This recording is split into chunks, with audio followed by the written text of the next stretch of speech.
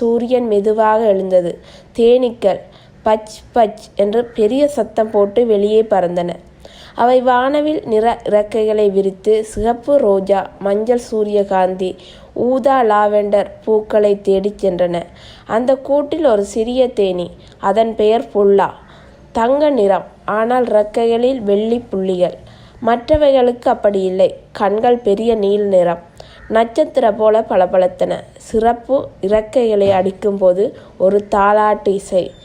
பச் பச் பச் என்று சத்தமாக வேகமாக பறக்கும். புச் ஹா ஹா, புல்லா பாட்டு பாடுகிறது என்று கிண்டல் செய்வார்கள். உன் முனங்கள் கேட்டால் தேன் பாகு புளித்து விடும் என்று கிண்டல் செய்வார்கள். புல்லா ஒவ்வொரு நாளும் கூட்டின் கீழ் மூலையில் உள்ள தேன் சொட்டு அறையில் ஒட்டி கொள்ளும். அங்கு ஒரு சிறிய தேன் துளி விழுந்தது. டிப் டிப் என்று ஒலி எழுப்பும். புல்லா அதற்கு ஏற்றாது போல் என்று முடங்கும். ஒரு நாள் மாலை வானில் கருமேகங்கள் குவிந்தன. காற்று உஸ் உஸ், மரங்கள் ஆடியது.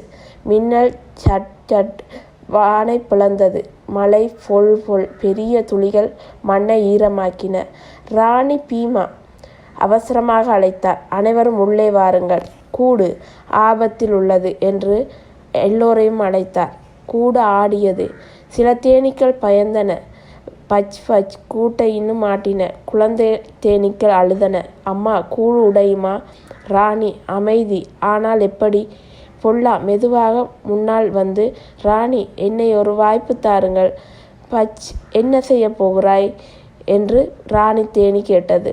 தன் நீல கண்களை மூடி ஆழ்ந்து மூச்சு விட்டு முனங்கள். இந்த கதையை முழுவதுமாக கேட்க ரிலேட்டட் வீடியோவிலையும் டிஸ்கிரிப்ஷன்லையும் லிங்க் கொடுத்துருக்கேன். போய் செக் பண்ணி பாருங்கள்.